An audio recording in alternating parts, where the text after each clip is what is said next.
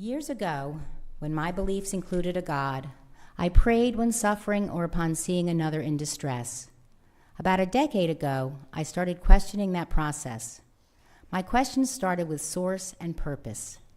How could a relevant force in the world, greater than ourselves, omnipotent and omniscient, exist in the face of suffering?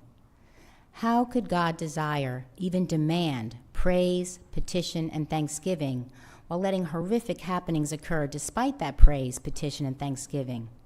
And if God did none of that, if free will reigned and all hands are off, then what was the point of all that praying? Thus, the comfort of prayer and context of purpose gradually left. Losing that easy comfort in just the conversation with a source was initially both unnerving and liberating. It took time to find that a touch of Buddhist thought, knowledge, and companions could relieve some of the inevitable suffering of life. The truth is that I still find myself starting to pray at odd moments, stopping after the invocation of the divine, dear God. I begin and end. There is just no more comfort there.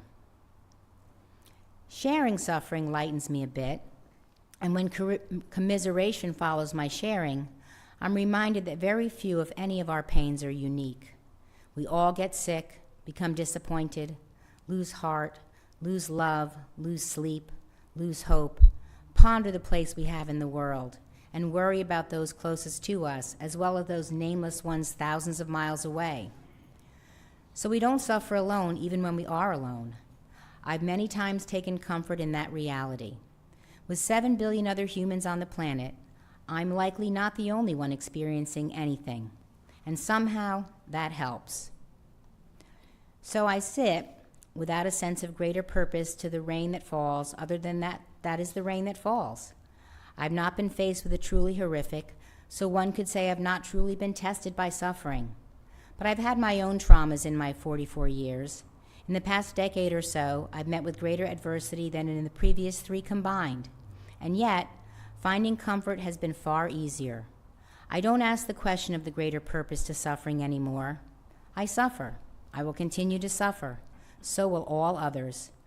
With knowledge of this, with a thirst for knowledge and appreciation of fact, and the community of 7 billion others with whom I hurtle through space, I am comforted. I'm going to set some of this stuff down. Thank you. Good morning. For those of you that don't know me, I've been a member for a little while here, and Philip asked me to speak on this theme of Metanoia and Rebirth, Renewal, something that did a few years back, and he thought it was timely in terms of where we're at as a community, because when we look forward, sometimes we have to look backwards to see where we came from, to help us to know why we're moving forward. And so that kind of back to the future theme is what we're going to talk about. So what is it with chocolate bunnies, Easter eggs, sunrise services? Why do we do all this stuff? These traditions that we have, that we've done with our kids, grandkids, nieces and nephews, and with some little thought about, well, these are, for many of us, just things we did at home, things we grew up with in Christian families.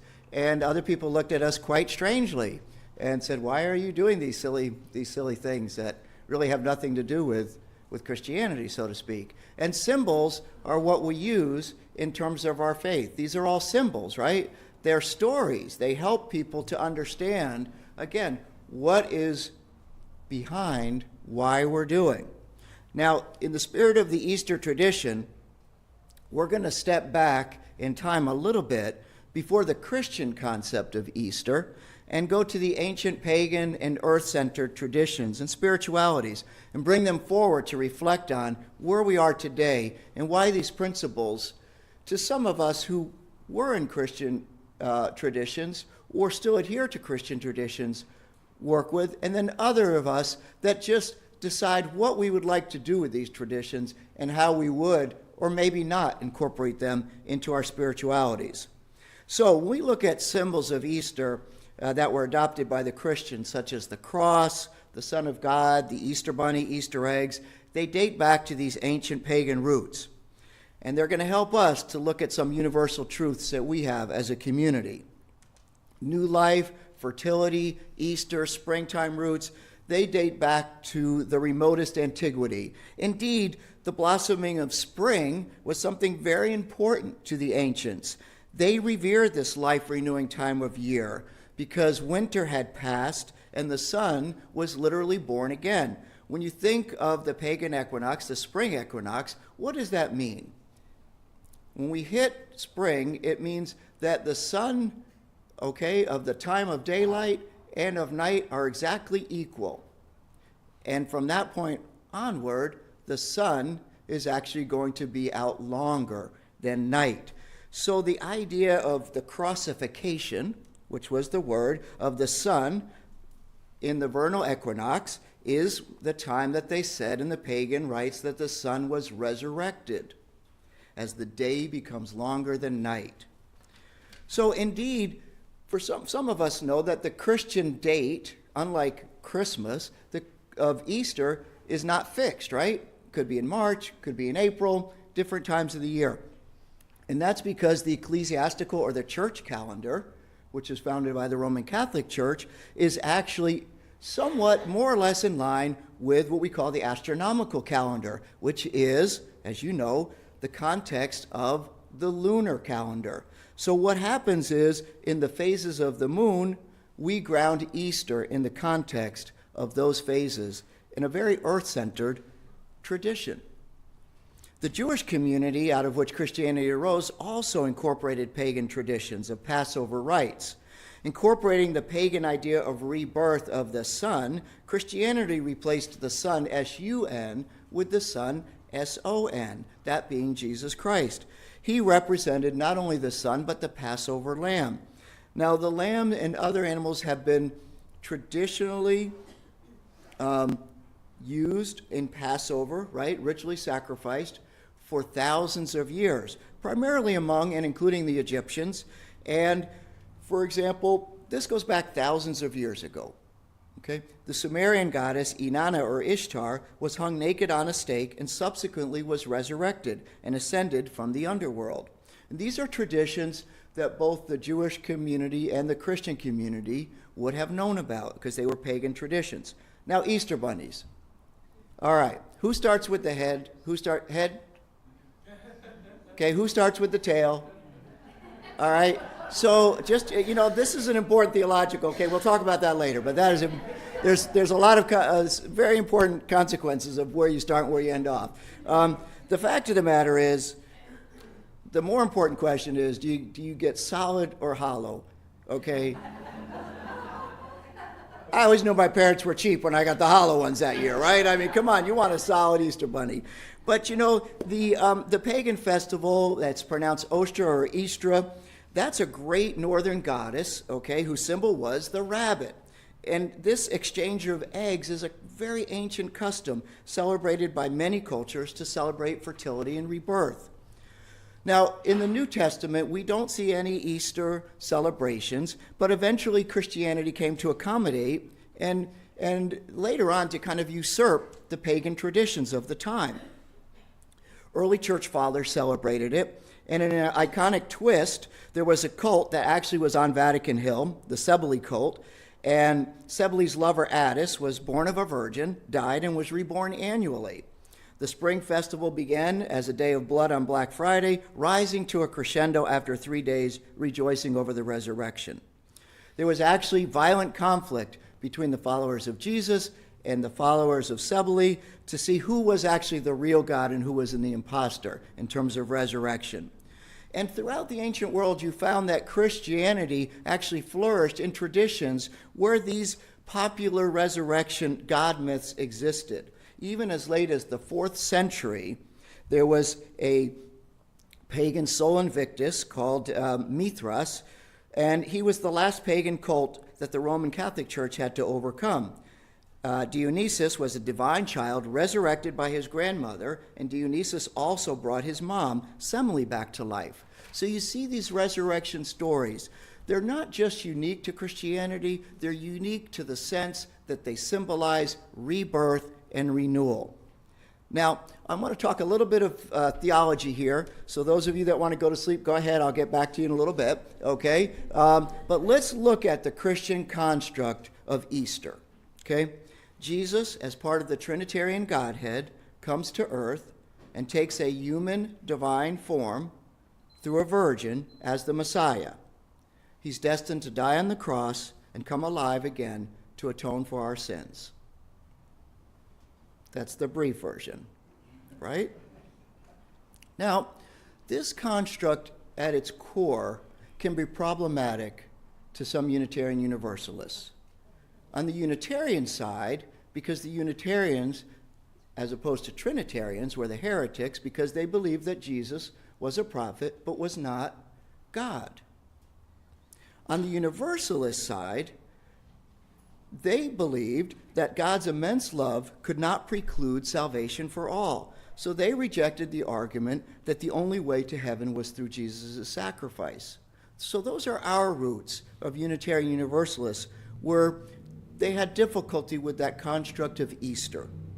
However, as Unitarian Universalists, where we embrace the construct is rebirth and renewal. And that is the symbol that I think we can grasp from this important holiday. So, as Unitarian Universalists, we believe, and I would say that the plant motif that Tyler said was very good, that the evolutionary and creative process does not stop at the wall, right? In other words, the process of creation, the universe is continually expanding. We are continually in a creative mode. We work to evolve in our interrelationships with the world, with each other. Certainly the high school marching all around the country with adult support was important of that. How do we relate as community? And also with our individual selves. We don't seek to just be consumers of the earth. There are enough consumers. We want to be co-creators of a better world, of social justice, of equity, of opportunity. Indeed, if we weren't open to this constant change and seeking awareness and of deeper truths and meanings, I think our own lives would be stagnant. And certainly, Unitarian Universalist principles would be hollow. Now, when we look at the ancient history of this concept of rebirth, the Greeks called it metanoia. Metanoia means a change of heart or a change of mind. And the idea that we have the opportunity to change, have you ever heard, oh, I can't change? It's true. If you say it, you won't, right? But if you say I can change, it's also true. If you say it, you will. No one can change anybody else. We can only change ourselves. The other word that's a synonym would be epiphany. An epiphany means a manifestation or striking appearance, and it's used to describe a sudden realization. I could have had a V8. I spent all that time trying to eat those 8 vegetables. I could have just taken one drink. It would have been over, right? So the epiphany moment that you see on the commercial, right? But metanoia or epiphany, they include scientific breakthroughs, religious, philosophical discoveries. It can apply to any situation where enlightening happens and it allows a problem or situation to be understood from a deeper perspective. So for me, metanoia conveys a life-changing experience, one that leads to a deepening awareness and a change in life direction. It will actually change you. If you have a metanoia experience where you don't change, then it's not really a metanoia experience for you because you haven't done anything. And believe me, you can see the light and say, that's nice, I'm this way, okay? And that's because metanoia is not easy, right? Life-changing is not easy. Now, sometimes metanoia happens quickly, and sometimes it happens and unfolds over time. The reading for the meditation, this is from Sarah McLeod, that's a Unitarian Universalist. Her metanoia took some time in her experience of how she changed in her spirituality. Now, for some people, the word in Christianity changed, and metanoia also called for a need for repentance. And I think this has been a difficulty in the Christian tradition, and to some degree, it's difficult because repentance sometimes does lead to metanoia. And metanoia sometimes calls for repentance. But even the early church fathers, Tertullian, said that Greek, metanoia, is not a confession of sins, but a change of mind. And so I think it's important to understand that, yes, if you're in the 12 steps program and you're experiencing a metanoia experience of changing in your life, sometimes you do have to ask for forgiveness of others or yourself. That is true. If we think of the song Amazing Grace was written by, and the whole concept was he was a slave ship captain who understood and repented for what he did and understood that only through grace was he able to change, and then went on to advocate for ending the evil of the slave trade. So that idea can happen, but it doesn't imply that it does need to happen or that you're necessarily bad or inadequate. It just means you're making another step, right? And that deeper awareness is going to take us to attention, all right? Attention in our lives. And I think that's important because if we want to change something, it doesn't come easy. We all know that. We're going to change something. It's going to make us grow. In his famous letter, the letter from Birmingham City Jail, Martin Luther King refers to the Greek philosopher Socrates 3 times. King says, quote, "Just as Socrates felt it was necessary to create a tension in the mind so that individuals could rise from the bondage of myths and half-truths to unfettered realm of creative analysis and objective appraisal, we must see the need of having nonviolent gadflies to create the kind of tension in society that will help men to rise from the dark depths of prejudice and racism to the majestic heights of understanding and brotherhood." In other words, we love those myths and half-truths that keep us in this static state. The change is hard. Now, Martin Luther King states he did not have a conversion experience because religion and his Christian faith were always in his life. However, he did have a metanoia experience that not only changed his life, but became part of his nonviolent prophetic message to the wider community.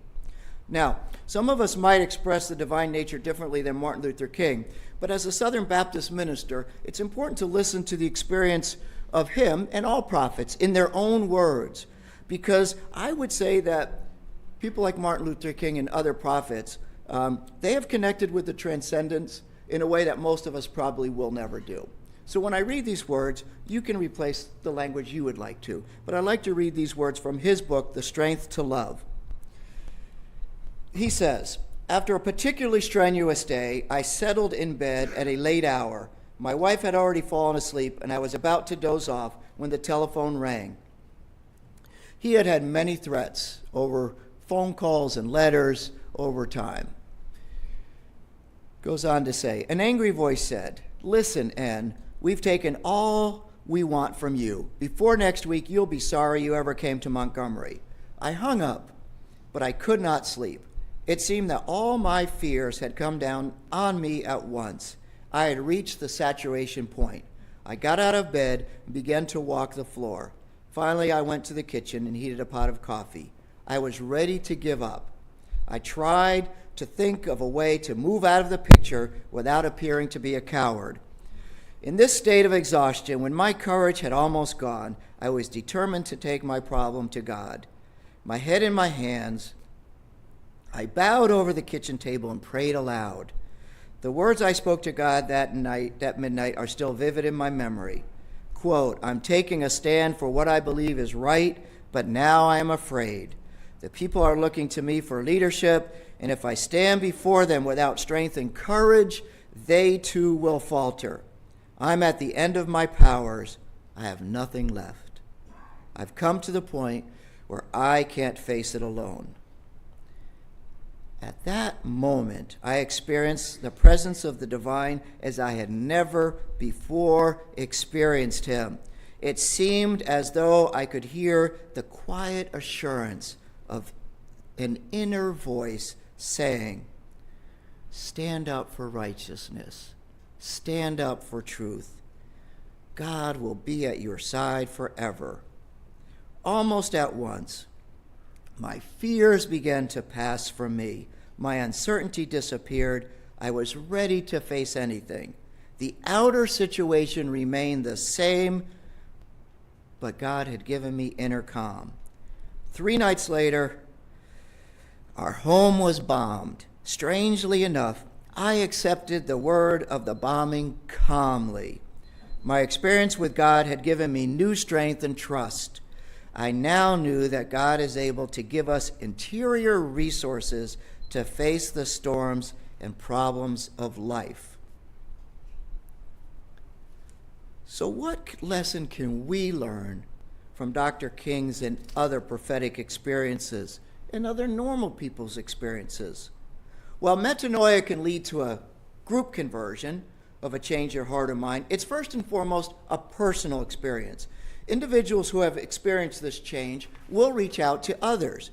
Indeed, embracing racial equity, gender rights, as expressed most very recently with our members and friends who participated in the Women's March, began with individuals who then formed a collective change of heart and mind. So when we think of metanoia, how does it happen? You all have your own experiences. Any one of us could share these, so I just happen to be up front, but they're all experiences that we have. It can be internally driven, for example, from meditation, awareness, the voice within, deep suffering.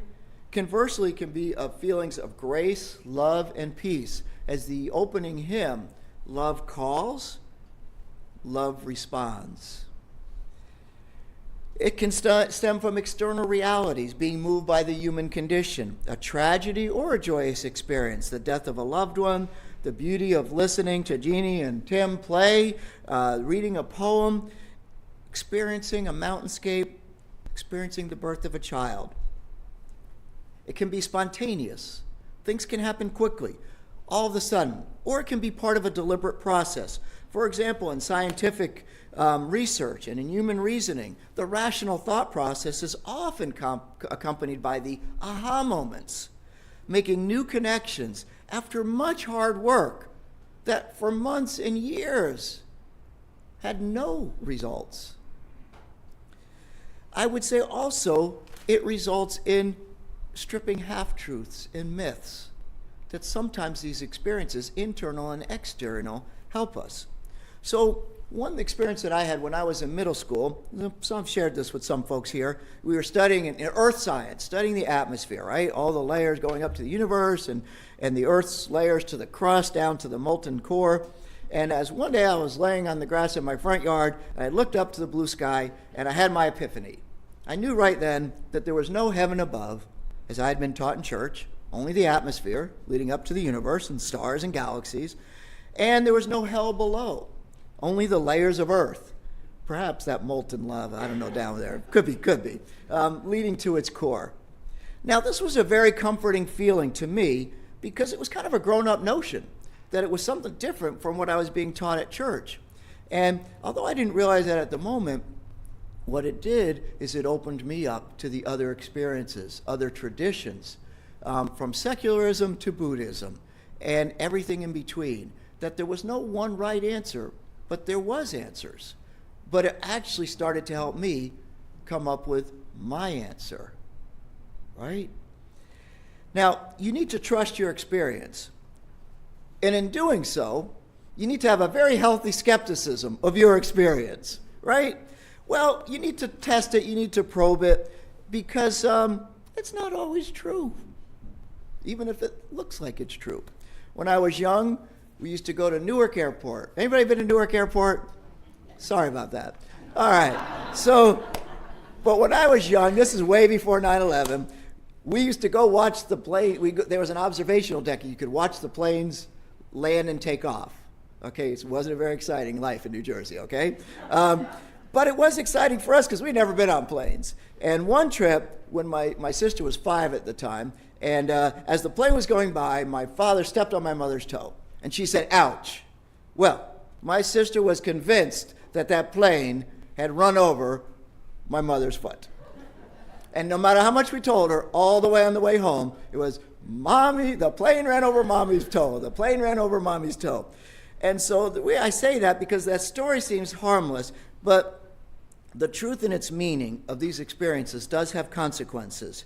You remember, and it's the tradition, the Westboro Baptist Church, and the initial pastor who founded it, Reverend Fred Phelps, his metanoia experience was that God was not a God of love, but he was a God of hate. And that God hated what his creation was doing. He protested at soldiers' funerals. His church went out and did things that many of us would find repulsive. But for him, his experience was the metanoia that God was a God of, that God hated this, and he needed to stand up for that. He spewed out hatred in the name of God. Now, some of you may say that's an anomaly, but we all know that's not true. There are many political and religious leaders today who try to impose their beliefs on us, from anti-gay legislation to infringement on human reproduction rights to demanding that weapons be allowed in churches. As you test and trust your experience, be cautious in applying it to others. Remember, what's true for you is not always true for others. And what applies to you does not necessarily apply to them. In the two readings today, think of the metanoia experience. Sarah McLeod found comfort by giving up the trappings of God, right? Martin Luther King found comfort in the God to whom he increasingly gave over his self-will. Would you say those were very different truths? Very different. Very different metanoia experiences that led them to very different decisions. Equally valid, right? For each one of them. But not necessarily valid for them to try to convert the other to their point of view. Now, we have all known born-again converts, whether to a particular religion or to atheism, and they can't understand why everyone doesn't see the light. It's like the non-smoker who has to go up to everybody who smokes and remind them about the dangers of smoking. They probably know. So as prophets, we understand that the wider community around us is not necessarily willing or ready to hear what we want to say. But sometimes what we want to say we think is true for the wider community. And that is the prophetic experience that we must share, whether it's Sarah or Martin Luther King. They're still important experiences because they resonate, not because they're trying to convert us, but they're trying to inform us of what the universe is saying. And that is very important. I would say, in case anybody's interested, being a prophet is a risky profession. Short life, bad death. That's the norm. However, as Unitarian Universalists, we find ourselves in the very cortex of the prophetic voice in our world because we're a principle-based church. We're a covenantal-based church. And we find in our world that people are not covenanting with each other very well. And we need to be a prophetic voice to say, how can we covenant together better? No matter what you believe, you still need to respect other people. And we find that many people are not being respected. In fact, they're being put down for differences in belief. So it's important in our community that we as a covenant community, we welcome everyone here without trying to convert you. The way we say in a Unitarian Universalist church is you bring your spiritual journey here, it's yours, and when you leave, you take it with you. It's still yours. It will change, though, over time. You will have epiphany experiences and metanoia experiences. But that is very distinct from almost every other religion that does require you to believe in a certain creed in order to be a member. We embark on a very honest and unfettered path for truth and meaning. We understand when they say fake news has been around for a long time. Anybody who's in charge gives fake news, right? That's just life. That's what they do. So it's not new, but it does need to be called out, and that's what we do as a faith community. We also insist that science and reason be a rudder in guiding our life journey. We don't want to be canoeing to work and to home and to church. we understand that global warming is important. And you know what? When people say it isn't, we need to let them know. So these are important things that we share. I want to talk about eye care for a moment. Eye care has given us a metanoia experience as community. And a couple things. One, we know through eye care that because of our love, that love is based in social justice, we must reach out and share that. But in eye care, what we've learned is love means that we must reach out with others who do not necessarily believe religiously the same as we do. And that we must be willing to get over that stumbling block. In eye care, we are the minority. We're a loud minority, a vocal minority, a participating minority, but in order to be allies with those in the wider faith community who also stand on the side of love, we stand with them. So part of Metanoia and Epiphany is the ability to compromise, to share who you are, but to accept where other people's are. And you know, as we look at this greater concept of metanoia and this idea of creation, we understand that not only is metanoia wonderful in our lives, it's essential.